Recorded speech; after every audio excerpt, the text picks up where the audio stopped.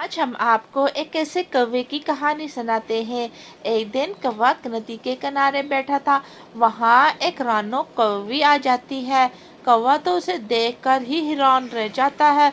अरे कितनी प्यारी काली कौवी है। अरे मुझे इससे शादी ही कर लेनी चाहिए। अरे रानो, क्या मुझसे शादी करोगी? अरे कालू, मैं तो शादी करूंगी, पर मैं ऐसे कौवे से शादी करूंगी जिसकी माँ भी ना हो और मुझे सोने का हार भी बना कर दे। अगर तुम मुझे सोने का हार बना कर दे सकते हो और तुम्हारी माँ भी नहीं है, तो फिर तो मैं तुमसे शादी कर ही लूंगी। अरे रानो, अरे तुमने तो कितनी अच्छी बात की। मेरी माँ भी नहीं है और मैं तुम्हें कल सोने का हार भी बना दूंगा। मैं जाता हूँ, हार बना कर लाता हूँ, कल इसी टाइम मुझे नदी पर मिलना। ये कहकर कालू तो वहां से चला जाता है। रानो कौवी तो वहां नदी के किनारे बैठी होती है। कालू कौवा मिट्टी तोती के पास चला जाता है। अरे कालू दुष्ट कौवे, आज फिर तुम मुझसे पैसे ही लेने आया होगा, लेकिन मेरे पास तो तुम्हारे को देने के लिए अब कुछ भी नहीं बचा है। हर बार तू मुझसे झूठ बोलता है कि मैं तुम्हें वापस कर दूंगा, लेकिन अभी तक तुमने मेरा कुछ भी पैसा वापस नहीं किया है। पहले मेरा पैसा वापस कर तू। अरे तोती मीठी, अरे क्या हो गया है? मैं तुमसे कोई पैसे मांगने के लिए तो नहीं आया, मैं तो सिर्फ आज तुमसे मिलने के लिए आया हूँ। कितना टाइम से तुम्हें देखा नहीं था, इसलिए मैं से सोचा आज मिट्टी तोती को जाकर मिल आता हूँ। कालू कौवा बहाना बनाकर मिट्टी तोती से ऐसे कहता है और दिल ही दिल में सोचता है, अरे ये तो मेरी बात को ही भांप की। फिर कालू कौवा वहां से चला जाता है। शाम को कालू दुष्ट कौवा घर लौट आता है और अपने घोंसले में आराम करने के लिए लेट जाता है। आज तो उसे नींद ही नहीं आ रही थी। उसे तो बार बार वो रानो कौवी ही नजर आ रही थी। अरे क्या करूं? अरे रानो ने भी तो शर्त ऐसी रख ली है, मैं इसकी ये दोनों शर्तें कैसे पूरी करूंगा? मेरे पास तो माँ भी है और मेरे पास हार भी नहीं है। अरे मैं माँ का तो कुछ ना कुछ कर ही लूंगा, लेकिन हार कहाँ से लाऊं?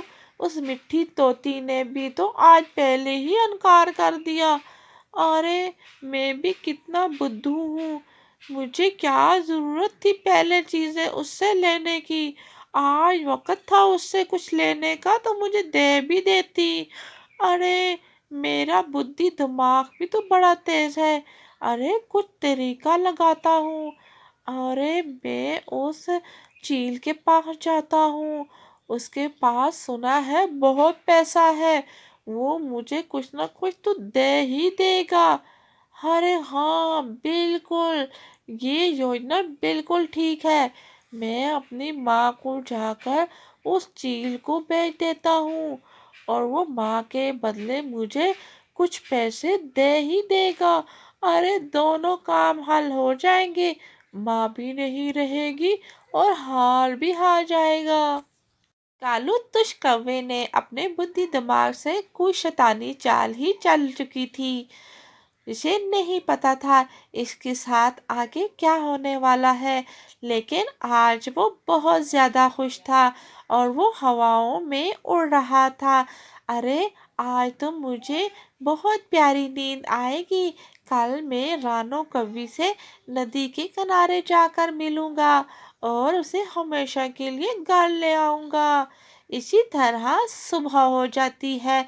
सुबह होते ही वो कालू अपनी माँ से कहता है, अरे माँ, मेरी दोस्त ने आज सारे पक्षियों को इनवाइट किया है घर पे। कालू दुष्ट कौवे, हम गरीबों को कौन बुलाता है? तू भी मजाक ना किया कर मेरे साथ। इससे पहले तो कभी किसी पक्षी ने हमें नहीं बुलाया, ना ही तुमने कभी अपने दोस्त का बताया। अरे माँ, तू हर वक्त ऐसा क्यों सोचती रहती है? मेरी दोस्त है चील। अरे चील दीदी मेरी दोस्त है, जल्दी से तैयार हो मेरे साथ चल। फिर कालू कौवा अपनी माँ को लेकर उस चील दीदी के पास पहुंच जाता है। अरे चील मेरी दोस्त, मैं ले आया हूँ अपनी माँ को। अरे वो इशारों ही इशारों में चील को समझा देता है और कहता है, अरे चील दीदी, मैं जा रहा हूँ नदी के किनारे, जरा हाथ मुंह धो आऊं। कल से हाथ मुंह नहीं धोए, यहाँ बहुत सारे पक्षी दावत पे आने वाले हैं। मेरा मुंह तो बहुत ही गंदा हो रहा है, पहले ही काला हूँ। ये कहकर कालू दुष्कवा वहां से चला जाता है। चील बहन, आपका बड़ा शुक्रिया, आपने अपने गरीबों को भी अपनी दावत पर भी बुलाया है। अरे टुन्नी, कैसी दावत? अरे मैंने तो इस दुष्कवे से आपको खरीद लिया है, आप इसकी क्या लगती हैं? अरे चील बहन, मैं तो इसकी माँ हूँ। ये बात सुनकर चील पर तो और टुन्नी पर तो जैसे धमाका फूट जाता है। चील बहन टुन्नी से कहती है, अरे तुम्हारे बेटे ने तो फिर मुझ पर तुमको सेल कर दिया है।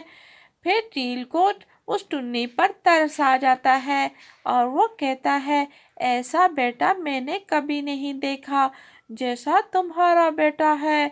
मैं तुम्हें अपनी इस कैद से आज़ाद करता हूँ।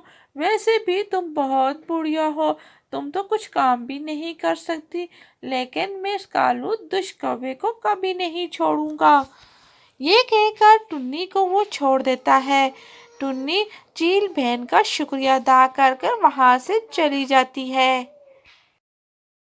अरे ये कालू कौवा कितना जालिम है, इससे पहले तो मैंने ऐसा जुल्म कभी नहीं देखा।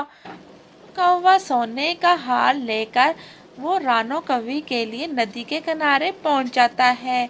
अरे कालू, तुमने तो बहुत ही प्यारा हार लाया है।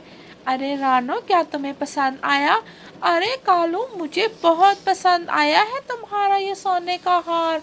अरे अभी जाकर मैं अपनी दोस्त को दिखाती हूँ और फिर मैं तुम्हारे साथ तुम्हारे घर चलती हूँ।